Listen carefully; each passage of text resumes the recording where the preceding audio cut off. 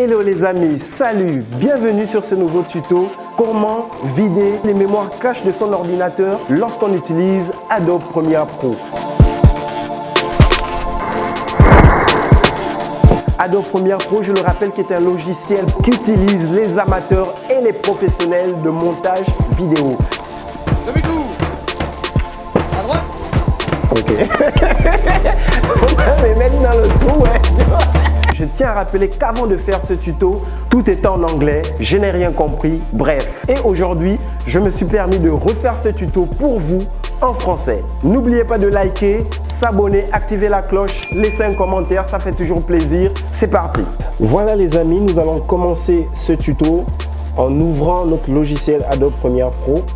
Ne vous inquiétez pas, je rappelle que ce tuto ne dure pas et c'est très facile.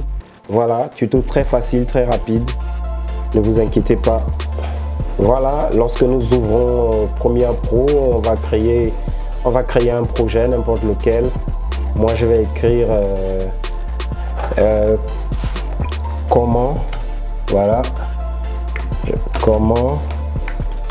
supprimer ces caches.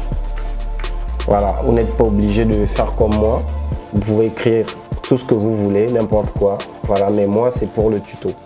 Comment supprimer ces caches. On va mettre OK. Voilà. Notre logiciel, il est ouvert. On va aller tout simplement à... pour ceux qui sont sur Mac comme moi, on va aller tout simplement sur la pomme. Et pour ceux qui sont sur Windows, on y va tout simplement en haut de l'écran à gauche. On a Fichier, on a Édition. On choisit Édition. Voilà, Édition. Et sur Mac, voilà. Je tiens à rappeler que ce tuto fonctionne pour CS4, CS5, CS6 et CC. On va sélectionner Préférences également. Dans les préférences, vous voyez qu'il y a toute une liste d'options qui apparaît. Et nous, ce qui nous intéresse, c'est toujours le même tableau. C'est le même que ce soit sur Windows ou sur Mac. Cache de médias. Et une fois cache de médias sélectionné, vous allez remarquer que tout comme Mac, sur Windows, c'est toujours le même tableau qui s'affiche. Voilà, et nous allons cliquer tout simplement sur supprimer les éléments non utilisés. Ça veut dire que tous les projets qui ont été créés à partir de votre Premiere Pro, tous ces projets ont une mémoire de stockage. Voilà, en cache.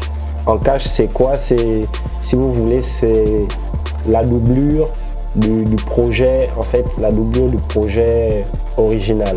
Donc, je prends un exemple simple. Si j'ai fait un montage hier de l'anniversaire de mon enfant, par rapport à ce projet, voilà, il y a des doublures. Ces doublures-là, on les appelle des mémoires cache. Voilà. Et ces doublures-là ne nous servent à rien. C'est juste que ces doublures permettent à Adobe de moins peser, de moins ramer et de lancer la lecture rapidement dans le logiciel. Lorsqu'on a ouvert, par exemple, comme moi, Adobe Premiere Pro depuis plusieurs années ou depuis plusieurs mois, voilà, vu que je travaille sur Mac et que j'ai pas constamment le temps de supprimer les mémoires cache, je peux me retrouver au moins avec près de 500 Go de mémoire cache. Vous voyez que c'est vraiment une quantité importante, d'où ce tuto aujourd'hui. Supprimer automatiquement les mémoires cache antérieures à 90 jours. Voilà. Tout dépend de vous, mais moi je le fais manuellement. Voilà, vous pouvez le programmer automatiquement et après chaque 90 jours, et vous n'êtes pas obligé, vous n'êtes pas également obligé de mettre 90 jours, vous pouvez mettre 20 jours, vous pouvez mettre 40 jours, vous pouvez mettre 21 jours, vous pouvez mettre 35 jours. Voilà, mais Adobe préconise 90 jours pour plus d'aisance à travers le logiciel. Voilà, une fois la suppression terminée, vous allez sur votre disque dur et vous constaterez que ça bel et bien supprimé, voilà, les caches de votre ordinateur. Je tiens à rappeler que supprimer les mémoires cache ne supprime en rien les images d'origine. Donc ça ne touche pas, ça ne modifie pas. Voilà, c'était comment supprimer ses mémoires cache de son ordinateur à travers du logiciel professionnel reconnu mondialement, Adobe Premiere Pro. Le meilleur reste à venir. N'oublie pas de liker, t'abonner et activer la cloche de notification. C'est Raïs Bangalo Gabonais. À la prochaine. Bye.